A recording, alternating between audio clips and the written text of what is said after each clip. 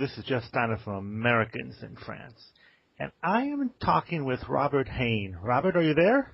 I'm here. Thank you for having me. Thank you for being here. Where are you? I am in the 18th arrondissement of Paris. It is -5 degrees today. Yeah, that's right. France is going through a cold snap right now. Is Paris as you imagined it before you came? There's a grandiose feeling that I get that hits me every once in a while when I'm, going down a boulevard and you have one of these picturesque kind of slow motion moments where you're just in awe with the architecture and the beauty of Paris. Did you want to come to Paris? Is it a dream, or how did you end up in Paris? My original excuse, if you will, was to follow the girl that I was dating at the time. And we were in Los Angeles and we were tired of palm trees and all the plastic. So it was either New York or Paris. And we decided she got a job as a nanny and I was going to come and study Comedy dell'arte and ride my skateboard down the Champs-Élysées. So that was the original excuse. But after 3 months, the relationship didn't work out, but every once in a while you might see me riding my skateboard down the Champs-Élysées still. That was kind of the original idea. Now, I discovered you through your YouTube channel, French Fry TV. Can you tell me a little bit more about it and how it started? Well, the first video I did officially was, can I say the dirty word? You can say the dirty word. Shit French people say, which I was motivated by the Americans were going crazy after shit girls say, and I had seen what they say in LA and what they say in New York, and I knew that Paris had to have its own version. And since then, I did that version. I was just super crabby that day about traffic and grumpy people in the streets, and so basically my version was thinking of all the swear words that I have accumulated in the last 10 years. And basically I put that on and it was reblogged by Mademoiselle and Arte and Canal Plus. And they seemed to be confused about whether or not it was a Canadian or a French guy trying to sound like an American. And I was, I guess the right word is tickled. I was super enthusiastic about the response, so I decided to try and keep going.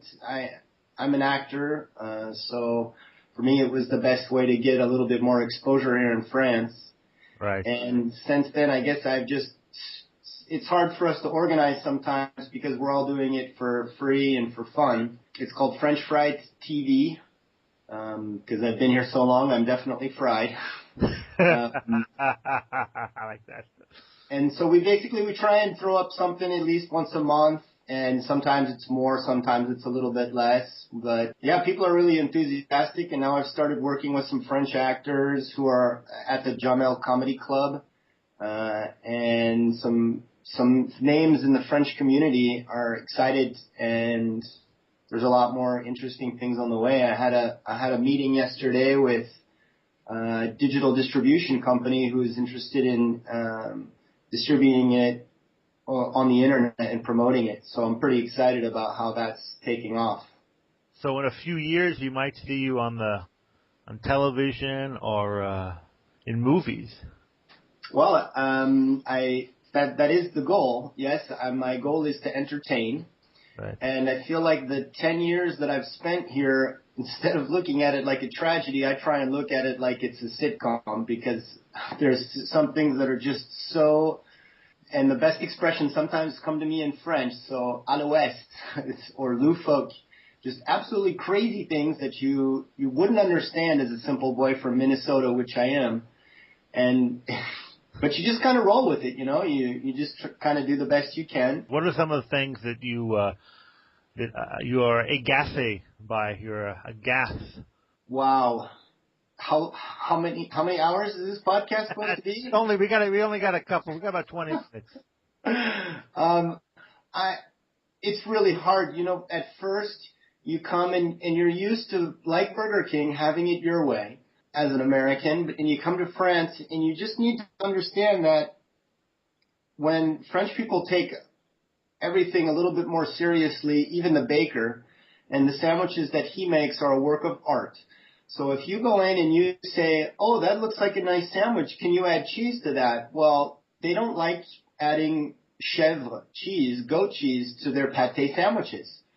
So when you ask for cheese on your pâté sandwich, you're likely to get refused. And if you don't understand that, that's your own problem. So they really don't care, I think, about, of course everybody cares, and I think they want their work to be appreciated, but then again, an artist is never satisfied, and if you don't necessarily like their work, they're going to tell you to go away.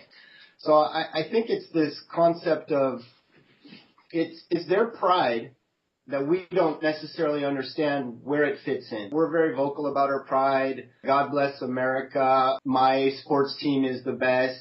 And so you don't really know where they take pride. For example, the other day when I was buying cheese at the farmer's market, the women who run the cheese shop, I asked them if you eat the outside of the cheese, because sometimes it's not like American cheese. It's not like wax on the outside. It's more like straight up mold. Okay? I asked the ladies, I said, so do you eat the outside of this cheese? And they said, oh, well, a real amateur, so a real cheese lover, would eat all of it. And I said, well, that sounds a little zan-zan, which to me is saying goofy or silly. And they looked at me like they were going to cut my head off.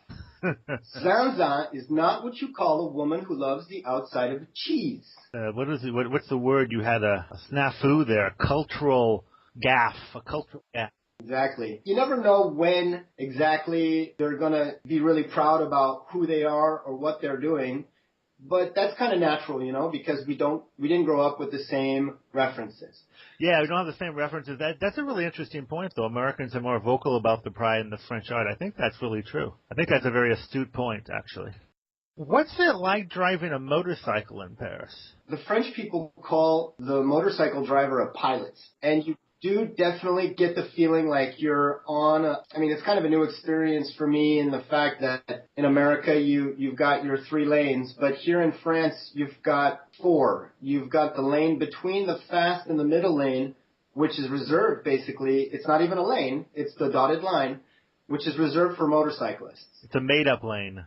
It's a made-up lane, and you'd think that the cops would think that that's illegal. However, when police motorcycles are on the freeway, they're honking their horn, getting the other cars out of the way so that the motorcycles can get through, which I found astonishing that they promote that, but I guess it keeps the traffic flowing. Other than that, I've always said that Paris is a battle between war veterans, sick people, pregnant women, and handicapped. You never know who is supposed to have the priority, but being in the streets of Paris, there's parts that are kind of insane, like when the mom wants to have priority in the walkway, she puts the baby carriage out there first. And I'm thinking that that's not the wisest way to, cross this crosswalk. Right. The other interesting thing that happened to me the other day is that even though I was already in the crosswalk with a bus, when the lights turned red in front of Gare Saint-Lazare, just like in New York, they have 500 people crossing the streets at the same time. Some guy decided that it was his priority to be there, and he grabbed me and started calling me dirty names until I decided that I wasn't going to practice my French, and I was going to yell at him back, but in English. And that's when he realized that I was not the guy to mess with, and he ran away into the crowd. So you have all kinds of different variables when driving in the streets. You sure do. So actually, sometimes not speaking French or pretending not to speak French is not a handicap. It's something good. Well, exactly. The other interesting thing that's happened to me recently is that I dropped off somebody, and when you drop someone off on the sidewalk, you get back onto the street, and I had to pass through the bus lane, which is reserved for buses, and it's a €125 fine if you're riding in the bus lane. Well, I passed through the bus lane, and the police officer decided to pull me over. And when he saw my Minnesota driver's license, he said, "Oh, Kevin Garnett, Minnesota. I love basketball. how long have you been in France for? How was your French before you came to France? I could say, je m'appelle Robert, and oui, oui, mon petit chou, which is not correct. Oui, oui, ma petit chou. And so those were the two sentences I knew when I got here. The third sentence that I learned was, je cherche le travail, which is not correct either. It's je cherche du travail. And I used that sentence walking around Paris the first 3 days that I was here. I got to the top of Montmartre, handing out my CV, my resume, handing it out, got to the top of Montmartre, and then the bus passed me. So for all you travelers going to Montmartre, just know there's a bus that goes all the way to the top. You don't have to walk up. And then I took 3 months of French at a private tutoring school, which no longer exists, and that's the only French that I actually had. What I do recommend to anybody coming here is to study your French, learn French. My main problem today is that I have the vocabulary, but if you ask me how to conjugate a word, I'm completely lost. You know, that's my problem too. I kind of learned it on the street, and I can understand pretty much everything, but the formulation of the tenses sometimes is difficult. I often say, which is basically true, while I was washing dishes, I learned to speak French listening to French rap, Generations Radio, and a popular French rap group here is NTM, which I will not translate that name for you, but it's similar to the NWA title of the American rap group. So my French is very street French. Difficult for you to find a job when you first got here? Well, no, because, yes. No, in the fact that I was willing to do anything to make money to survive. So I was a dishwasher, prior to a career working at the Mark Taper Theater in Los Angeles, I had to humble myself and do whatever it took, so I started washing dishes. 3 months later, I was the chef cook on the weekends, which, for me it was, hey, Dad, I'm a head cook in Paris. So, there is something kind of distinguished about that until you see where I was working. But I was very lucky, I found a guy who was a bartender who's half American, and after the third day of walking around saying je cherche le travail, I got that job. Then I became a cook. Then I left for 3 months, came back and started teaching yoga, and I had that to hold on to for a while, and have started working exclusively on French Fried and doing a lot of commercial work. Getting a job in France, however, you need to be prepared for that, and that's why I think it's very important for people to study their French before they come, or at least to have a year of French under their belt after they have been here for a year.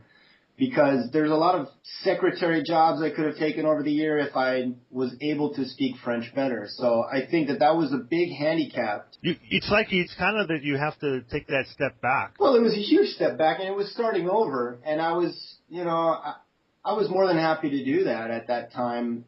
And I'm glad I did, because I'm not really ready to do that again. But I think it worked out very well for me. I'm really happy today to be living the American dream, which is kind of funny because when we talk about the American dream, it's completely different than what the French mean by living the American dream, I think. But for me, I'm happy where I'm at. I'm very lucky. I've met, I guess the one thing that I've learned that is the most important to me is that even though we can generalize French people and American people, the truth is that you find good people and bad people everywhere you go.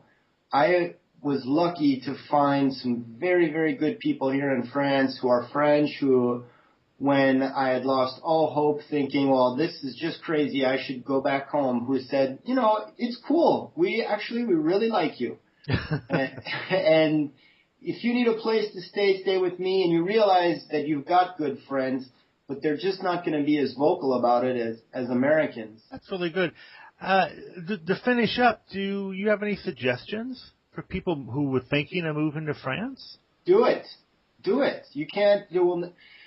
It's kind of, so I've started doing stand-up comedy, and I said to the guy who hosts the show, I want to do it. I should be ready in a month. He said, I'll program you for this Sunday, which was a week later. I said, okay, I'll do it. And you just have to be ready to have the craziest things happen to you and just roll with the punches. I would say just come and do it. If you can always go home, but you can't always take that leap of faith, which is, I think I can fit in there. I told you about this before. The thing that I might be holding on to now is what I heard recently, a woman saying that when she was at home in the States, she was always felt out of place. And now that she came to France, she realized that she was absolutely out of place, so she felt right at home. Uh-huh. And I think that's kind of good for me. And if you feel out of place at home and you're listening to this at home, come to Paris. And then watch French Fried TV, right?